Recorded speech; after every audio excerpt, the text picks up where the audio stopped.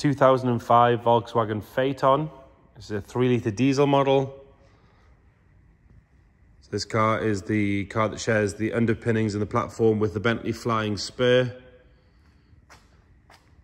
And to be fair, having driven both of them back to back in the last couple of weeks, you can tell. And if anything, the VW's maybe a little bit quieter, a little bit smoother. Beautiful things to drive. We're going to start by having a look at the bodywork. We'll start on this front driver's corner. It's this lovely metallic deep blue colour. It's kind of hard to see in the light here, but you will see it on the photographs. If I have a look at this arch, that's nice and clean all the way around there. It's on the standard alloy wheels. They could do with a really good scrub, but other than that, they're all good. 4 good tyres on it as well.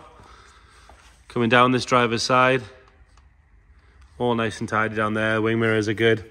There's a little bit of sort of discoloration, or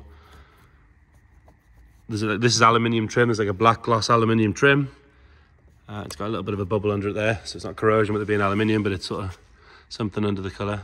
It's barely noticeable, but I do just want to point that out.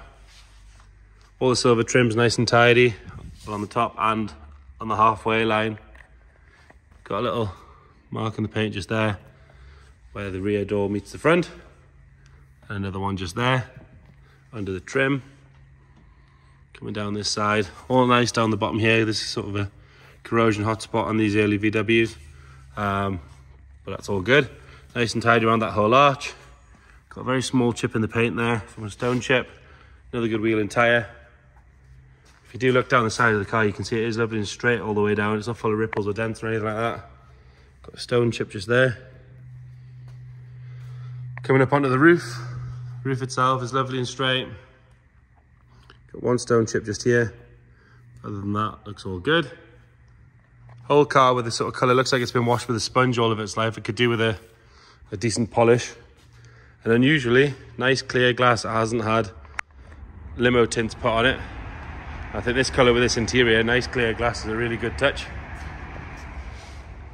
Round at the back, both rear lights are nice and bright.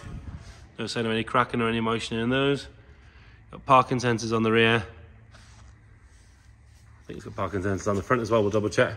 It's got a little mark just here on the boot lip. And then coming up this side again, lovely and straight all the way up. Another nice clean tidy arch. You've got a little scuff just down the bottom there. Another good wheel and tyre. And then you've got a little bit of a bubble just in the paint just there at the bottom of the door. And another one here on the front door. And then another good arch. But like I say, it is a bit swirly on the front. It wants a really good polish. That will make a huge difference. You can see where the sponge marks have been. But seeing a difference recently on a couple of cars like this, where the difference between a good flat and a polish and just washing something with sponges all its life is huge. A few stone chips on the front, as you'd expect, but nothing major. Both light lenses are nice and clear and bright. Same goes for the fog lights. And then the bonnet itself is nice and straight. Like I said, it's got a couple of stone chips, but nothing major. Moving on to the interior, which for me, this is what a Phaeton's all about. Nice and subtle. If you don't know what you're looking at, you just think it's a Passat or whatever. But the interior, really, really good. You've got this very clever ventilation system, which I'll show you when we turn it on. Obviously electric everything, so electric seats, electric windows. It's got adjustable air suspension, which works. I'll show you in a second. Large media unit. Even the cup holders are just a nice, satisfying system. Driver's seat, that's all nice and tidy. Got a little tiny bit of wear just on the bolster there, but other than that, that's all good. It's obviously had those mats in for a long time because the carpet set's nice and clean underneath.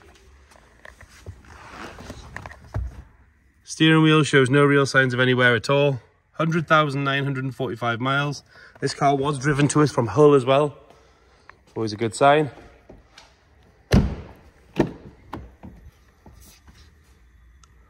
Another nice clean tidy door card. Now there is a crack in this speaker cover, but we do have a new one in the boot. I'll show you in a second. And then this rear bench is lovely and clean and tidy. The seats are like this sort of perforated leather. Really, really good all the way down. You've got this big armrest with all the storage, the first aid kit and everything still in there. All your ashtrays and everything are all intact and nice and tidy. The backs of the seats are good, they're not kicked or abused. Headlining is lovely and clean and tidy. We'll pull that boot lid while we're here. Again, big car, it's going to have a huge boot, as you'd expect. And again, we've got this speaker grate there, ready to go. We also have the keys for the factory tow bar, should you want to use it. It looks like it's been fitted maybe once, maybe twice in all its length. I can tell that looks really, really good. But it is there if you want it, which is a nice touch. And then under here we've got a full-size spare as well. It's always good. Put that out of the way. You can see the carpet set, nice and clean, nice and tidy in there.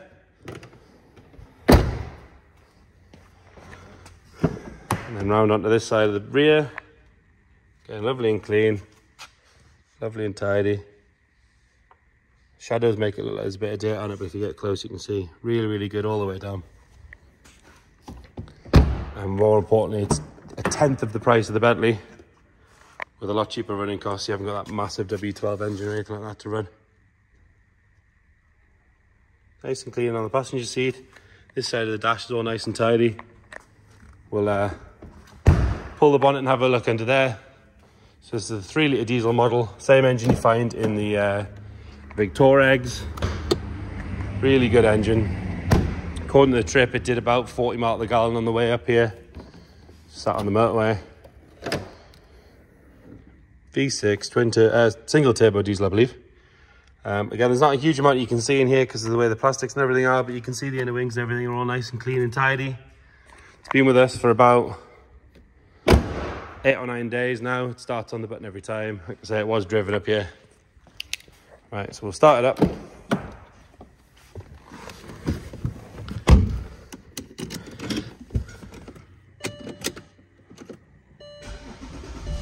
Just quickly pop around the back, you'll see nothing firing out the back, nothing sinister or anything like that. And again, you go to that, so that it has a nice, it's asking for some fuel there. Nice, clean looking dash. If I turn the aircon on, how do we do this? But if we go for this one, you'll see these all electronically lift up to give you all your vents, and then when you're done, you turn that section off, they'll drop back down, which is really, really slick. Heated seats, which again, I've tested the driver's seat, that works quite happily. Nice and warm. You do have optional suspension, so you can hit the button, change it between hard and soft, or if you hit the other button, you can choose a ride height, lift that up, vehicle lift up, gives you a bit of extra clearance. And all of that. You've got your nav, phone, TV, all that sort of stuff, everything you'd expect on there. No warning lights like it shows. It's showing me for a seatbelt, but obviously that's because I'm sat here with no belt on. 100,945 miles. If we pop out, you see it's sitting like it's on stilts now, on its air suspension. If we hit that button, we can drop it back down. So hit the button, back to normal, select. You'll see it'll drop back down. You can see the front's dropping down already, and then the back will follow. Right, so there you have it. 2005 Volkswagen Phaeton. Any questions, please get in touch. Thank you.